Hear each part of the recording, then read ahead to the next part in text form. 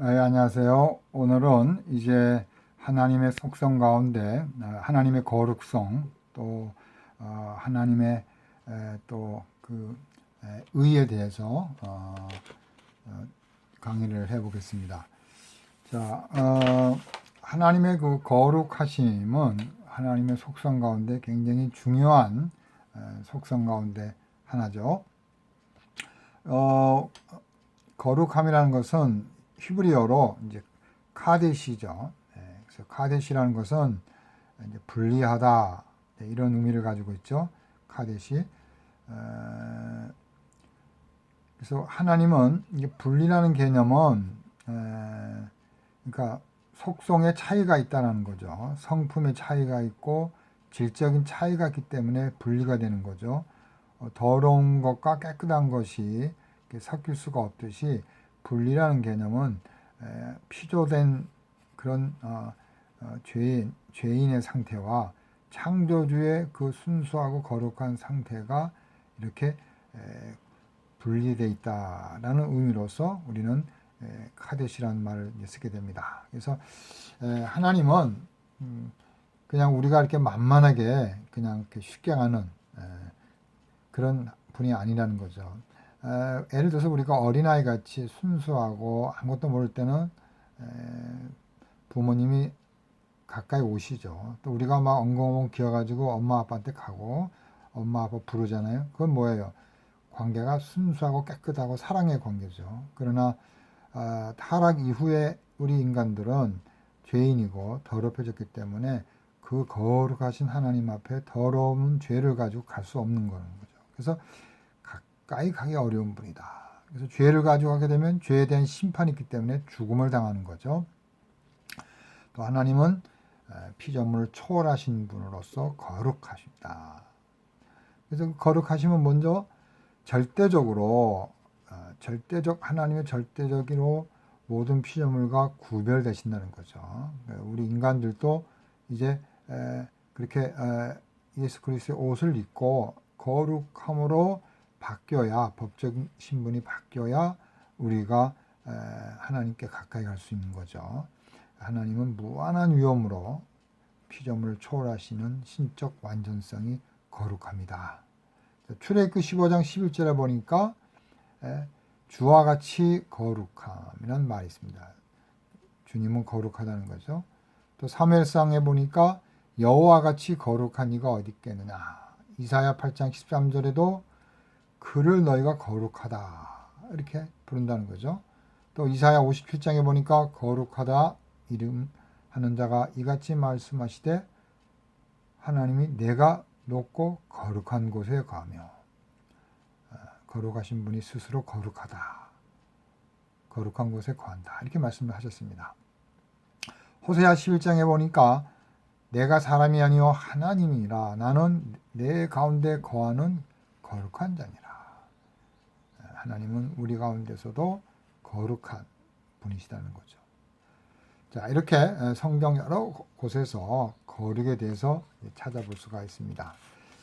게알드 보스, 우리 지난 시간에 했지만 게알드 보스는 하나님의 그런 하나님 계시한 모든 곳에서 거룩하고 또 선하시고 은혜에서도 또 거룩하시며, 그러니까 하나님은 모든 그런 계시에 있어서도 모든 것에서도 거룩하시고 선함과 은혜에서도 거룩하시고, 그러니까 거룩이 다 이렇게 관계되는 거죠. 은혜도 있으면 거룩도 있는 거죠. 은혜가 있으니까 사랑만 있고 거룩이 없다. 그러면 안 되는 거죠. 거룩은 다 들어있는 겁니다. 선한 도와주고 좋은 것 속에서도 악이 없이 거룩이 있고 은혜에서도 거룩이 있다는 거죠. 그의 의로움과 진노에서도 거룩하다. 하나님 의로움의 거룩은 당연하죠. 그러나 화가 나시고 심판하시고 처벌할 때도 하나님은 뭐예요? 거룩하시다는 분이라는 거죠. 자, 이렇게 거룩하심에 관한 그 개념이 분리이지만 또 적극적인 그런 개념이 있습니다. 그건 뭐예요? 초월적인 것과 윤리적인 완성을 의미하는 거죠. 그래서 이 거룩함 앞에서 인간은 이제 죄에 대한 그런 스트레스를 받는 거죠. 압도감을 받는 거죠. 아, 죄인이로구나. 그래서 이 하나님의 거룩하심은 하나님께서 자신의 도덕적 탕월성을 영원히 의지하시며 보존하시며 죄를 미워하시며, 그러니까 하나님은 도덕적인 것을 보관하시고 또 죄를 미워하시고 또한 인간에게 깨끗함, 순결을 요구하시는 거죠. 하나님이 깨끗하시기 때문에 인간도 깨끗할 것을 요구하신다 이거예요. 그래서 하나님은 그런 완전한 거룩하신 분이라는 것을 알 수가 있습니다. 또 하나님은 죄인과 윤리적으로도 구별이 되시는, 그래서 구별, 카도시, 거룩하신 분이시다. 에레미야 11장. 그래서 성막에 들어갈 때 제사장들이 거룩하게 준비되어서 들어가야죠. 성막에 거룩성이 없이 들어가면은 죽게 되는 거죠. 규례대로 제사를 지내지 않으면 죽게 되는 거예요. 그래서 이제 제사장들이 옷에 줄을 묶어 가지고 죽으면 이제 그 줄을 이렇게 끌어당겨 가지고 이제 시신을 처리하게 되는 거죠. 베드로전서도 그 유명한 말씀이죠. 자, 하나님의 거룩이시다.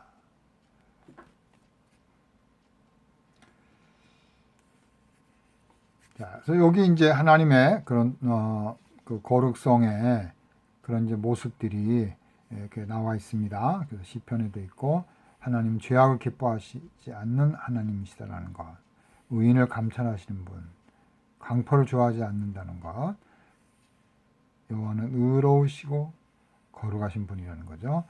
자, 또 하나님은 정결하시고 악을 참아보지 못하시다. 하나님은 빛이시다. 어둠이 없다는 거죠. 거룩하신 분입니다. 자, 그래서 우리와 질적으로 존재가 다르신 분이시다. 그리고 여기 보면 레크시로가 되어 있는데 그 레디시로 이름을 바꾸세요. 레디시 해가지고 여기 ISH입니다. 그래서 여기 스페링이 좀 잘못됐죠. ISH인데 K로 됐으니까 K를 I로 고치시면 되겠습니다. 그 하나님의 그런 거룩성을 강조하고 하나님의 사랑을 강조하는 학자인데요. 레디시라는 사람이 호세아서 11장 9절을 해석하면서 바로 하나님은 거룩한 자다. 또 하나님은 단독성이 있고 타자성이 있고 신비성을 강조하는 것으로 이해된다. 자, 이제 거룩성에 대해서 하나님은 분리되어 있는 피조물과 다른 속성이 완전히 다른, 그래서 그 거룩성을 하나님 우리에게도 요구하신다. 그게 되지 않을 때는 하나님께서 우리를 심판하신다는 거죠. 자, 이제 여섯 번째로 하나님의 의에 대해서 보겠습니다.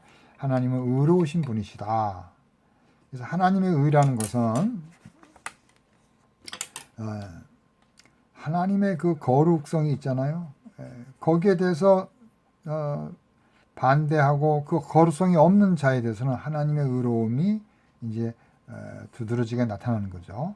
그래서 모든 불경에 대하여 자신을 보호하시며 자신의 거룩함을 보여주는 하나님의 완전성이다. 그러니까 거룩에 반대해서 보여주는 것이 하나님의 의죠.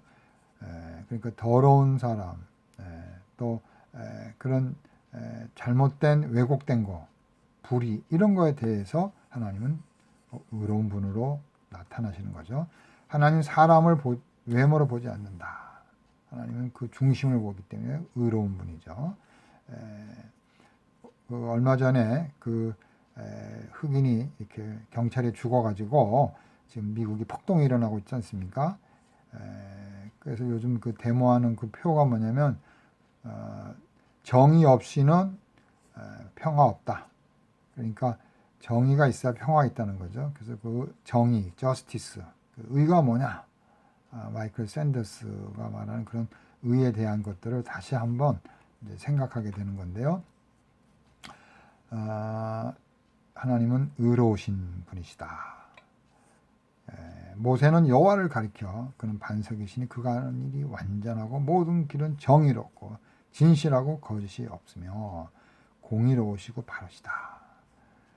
하나님의 판단을 두려워 말고 그리스도로 말미암아 그의 공의로운 판단에 확신을 가져야 된다. 자, 이렇게 이제 하나님의 그런 올바른 판단, 그런 하나님의 그런 공의에 대해서, 의에 대해서 이제 설명을 했는데요.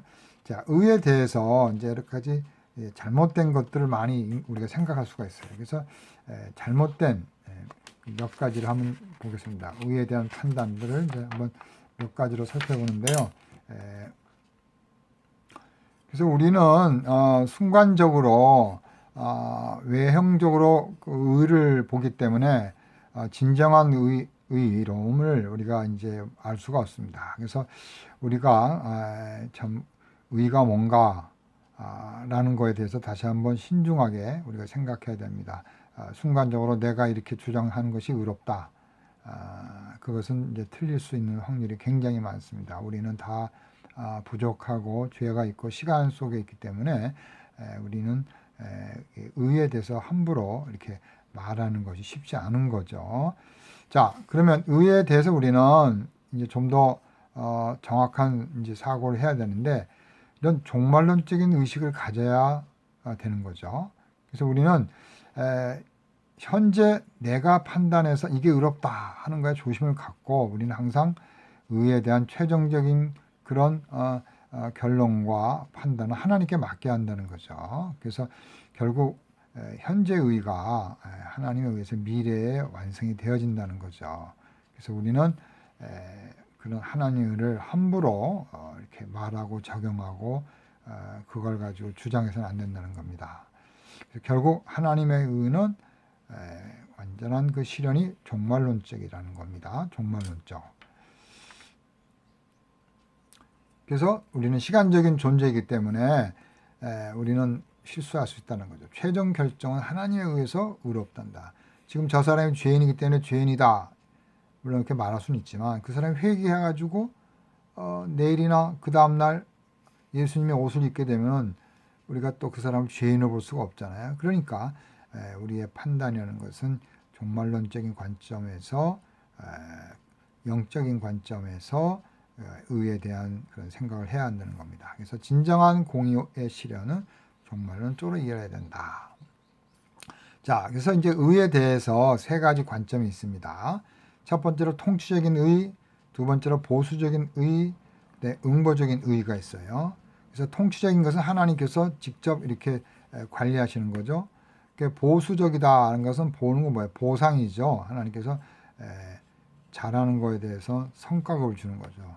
못하는 거에 대해서 하나님께서 처벌하는 겁니다. 자, 그러면 통치적인 의는 이거는 이제 하나님께서 하시는 거죠. 하나님께서 자신을 선과 악의 지배자로 나타나시는 그런 진정성이다.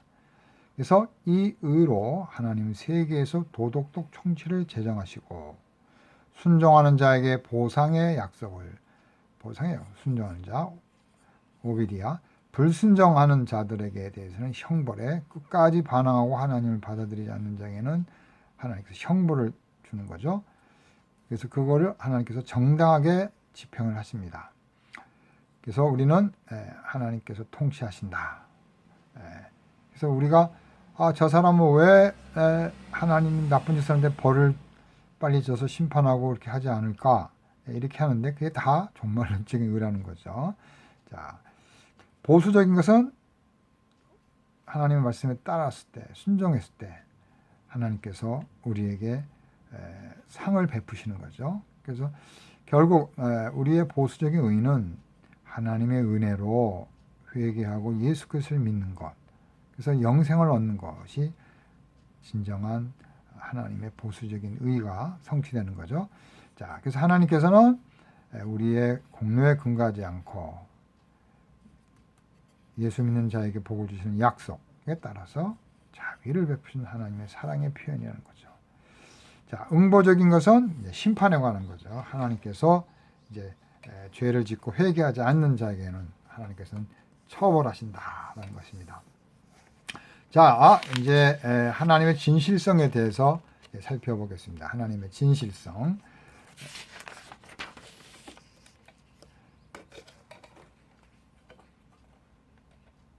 하나님의 진실성이라는 것은 하나님께서 그의 내적 존재에 있어서 또 계시에 있어서 또 그의 백성과의 그 언약적인 관계에 있어서 신실하시고 또 그거를 끝까지 이루시는 그런 완전성이라는 거죠. 그래서 이제 결국 이제 우리가 그것을 하나님은 성실하신 페이스풀한 하나님이시다. 우리가 하나님은 기쁘시고 미쁘시고 할 때 미쁘시가 페이스풀이잖아요.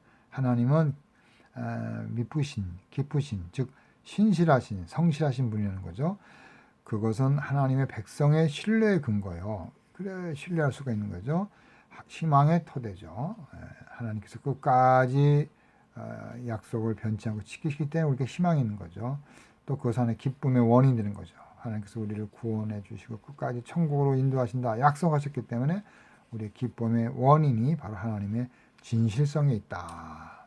진실한 그런 하나님의 성품을 우리가 배웠습니다.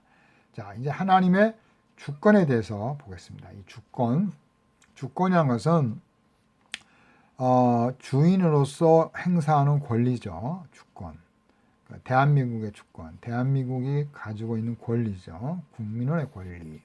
주권이라는 것은 하나의 권한이죠. 자, 하나님의 주권적 의지를 한번 보겠습니다. 하나님의 의지는 성경에서 모든 만물의 원인이죠. 창조와 보존을 하시는 것, 하나님의 그런 뜻이 있는 거죠. 의지라는 것은 뜻으로 보면 됩니다. 또 쉬운 말로 말하면 하고자 하시는 것, 계획이죠. 하나님의 의지의 표현이 강력하게 나타나는 것, 그게 바로 뭐죠? 규범이고 구약의 율법입니다. 그러니까 구약의 율법은 법이고 규범이고 하나님의 요구하시고 하나님의 뜻이고 조금 이제 신학적 용어로 말하면 하나님의 의지죠. 하고자 하는 거죠. 이렇게 하라는 거예요. 하나님의. 자, 또한 통치 속에서 하나님의 그런 주권적인 의지가 나타나는 거죠. 하나님의 권리를 가지고 행사하는 거죠. 실천하는 거죠. 그리스도의 고난, 하나님 선택하고 유기 버리는 것, 중생, 성화, 고난, 생명과 운명, 이 모든 것들, 또 미생물에 이르기까지, 이 미생물에 이르기까지 하나님의 주권이 미루는 겁니다. 그래서 모든 것들의 궁극적인 원인, 하나님이 하신다. 그래서 신학은 하나님의 의지를 만물의 궁극적인 원인으로 인식하는 거죠. 물론 이런 표현은 아리스토텔레스적인 그런 면이 있죠. 모든 결과를 보니까 원인이 있다. 궁극적인 변치 않는 원인, 부동의 원동력이 아리스토텔레스. 그래서 우리가 약간 이런 좀 철학적인 아리스토텔레스적인 그런 방법을 가지고 신학을 설명을 한 거죠.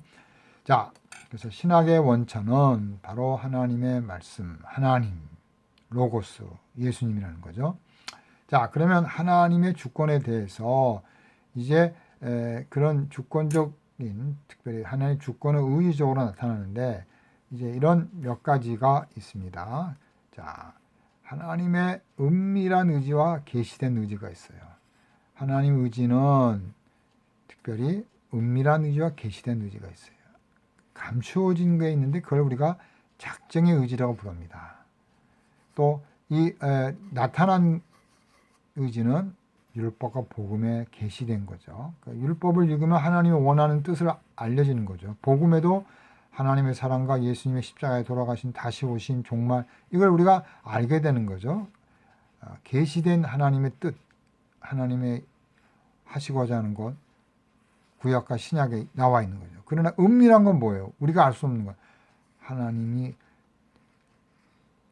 예정하시고 작정하시고 하나님의 신비적인 그런 일에 대해서는 우리가 알 수 없는 거죠. 우리의 운명에 관한 거라든지 이런 것들을 알 수가 없는 거죠. 그래서 은밀한 의지는 효과를 나타내는지 혹은 허락을 원하는 일 전체와 관계가 있기 때문에 그것은 절대적으로 확실하다는 겁니다. 그래서 작정적 의지, 하나님께서 예정하시고 구원하는 이런 것들에 대해서는 우리에게 알려져 있지 않죠. 우리가 모르는 거죠.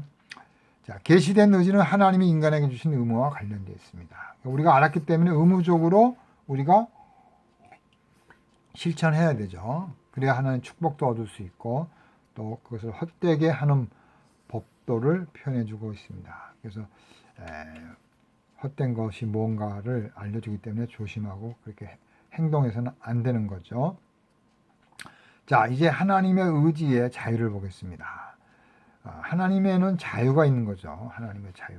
하나님이 얽매이는 분이 아니에요. 그러니까 하나님은 신실하시고 변하지 않으시면서도 자유로운 분이시다. 그러니까 참 우리가 이해하기 힘들죠. 하나님께서는 그가 창조하기를 원하는 사물과 인간을 자유로이 선택하시다. 이게 자유를 갖고 계시죠. 따라서 그들의 생활과 시간, 장소, 환경을 선택하시고 모든 이성적 피조물의 길을 정하시며 그들의 운명을 결정하시고 또한 그들을 자신의 목적을 위해 사용하신다. 하나님의 영광의 목적을 위해서 우리들이 나가는 거죠. 또 그들에게 자유를 부여하시는 거예요. 그러니까 인간의 자유를 주시는 거예요. 그러면 이거 뭐 참 우리 마음대로 살아야 되는 거 아닌가. 그러지만 우리가 자유롭게 하는 모든 것들은 다 하나님의 통치 속에 들어있는 겁니다. 어린아이가 여기서 왔다 갔다 하는 자유가 있죠. 뭐 물건을 그냥 만져서 떨어뜨리고 빨고 던지고 어린아이가 자유롭게 하지만 그 어린아이는 어떻게 해야 돼요? 요 방 안에서의 자유를 얻는 거죠. 하나님은 그걸 다 허용하시고 알고 계시는 거죠. 자, 그의 의지는 그들의 행동을 관리하신다. 하나님은 그 행동을 또 관리하시는 거죠. 그다음에 이제 죄와 관련해서는 하나님의 의지가 어떻게 되느냐. 하나님은 죄 짓는 사람을 허락을 한 거죠. 어떤 사람을 죽이는데 그 하나님 죽이지 못하게 딱 맞는 로봇처럼 그렇게 사람을 이렇게 죽일 때 사기를 치고 나쁜 짓 할 때 하나님 못 딱 막으면 얼마나 좋겠어요. 그런 하나님의 의지는 허락이라는 거예요. 허락.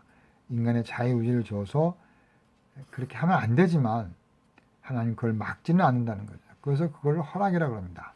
하나님은 은밀한 의지로 하고자 하시는 것, 장차 일어날 사건들을 결정하십니다.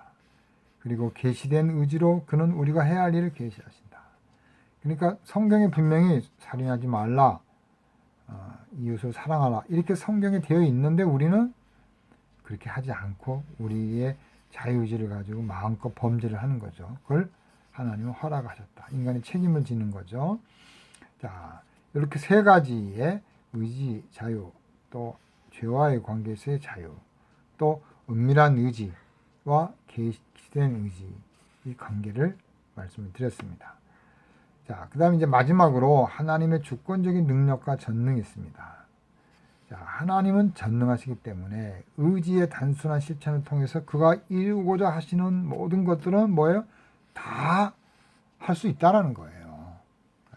하나님 원하시는 건 다 할 수가 있다. 그러나 무엇이 다 하는 것은 무엇이나 다 하는 건 아니에요. 하나님 다 할 수가 있죠. 우리를 로봇으로 만들 수 있고 우리를 죄를 짓지 못하도록 할 수도 있는 거예요. 그러나 그렇게 하시지 않는다는 거예요. 하나님은 또 예를 들어서 하나님 거짓말을 못하시죠. 거짓말. 그러나 선의의 거짓말이 있겠죠. 또 죄. 하나님 죄를 지시지 않는 거죠. 하나님 의로운 분. 하나님은 변하지 않는 분이죠. 자신을 부정하죠. 하나님은 우리 자신을 부정하잖아요. 베드로는 3번이나 자기 자신을 부인했잖아요. 나는 모른다. 나는 아니다. 나는 그런 사람이 아니다. 그러나 하나님은 나는 나다. I am that I am. 나는 여호와다. 나는 언약의 하나님이다. 나는 엘사이다. 이렇게 말씀하시고 성실히 지키시면서 그걸 부정하지 않는다는 거예요. 전능하시기 때문에 의지의 단순한 실천을 통해서 그가 이루고자 결정하신 것은 모든 걸 다 실현할 수가 있다. 그러나 모든 것을 다 하시지는 않는다는 거예요. 할 수가 있다라는 거예요. 자, 여기까지 하나님의 속성, 비공유적 속성을 우리가 알아봤습니다. 그래서 이제 우리가 그 하나님의 성품을 좀 더 우리가 이해하기 쉽게 우리가 하나님의 그 여러 가지 하나님의 속성 가운데서 비공유적 속성, 우리 인간하고 비교할 수 없는 전지성, 전능성, 또 초월성, 독립성, 자존성 이런 것들에 대해 무한성 이런 것들에 대해서는 우리가 비교가 되지 않지만 이제 우리가 하나님과의 같은 성격을 갖고 있는 것, 뭐 지식이라든지 또 지혜라든지 또 선, 사랑, 거룩 우리가 갖고 있는 거, 또 어떤 의지 이런 것들에 대해서는 공유적인 게 있다. 그러나 공유적인 거라고 해서 그것이 우리는 완전한 게 아니죠. 우리는 늘 불완전한 거죠. 그런 공통점이 있다라는 거하고 맘먹고 동등하다 하고 다른 겁니다. 자, 이렇게 하나님의 주권까지 해서 이제 마쳤습니다.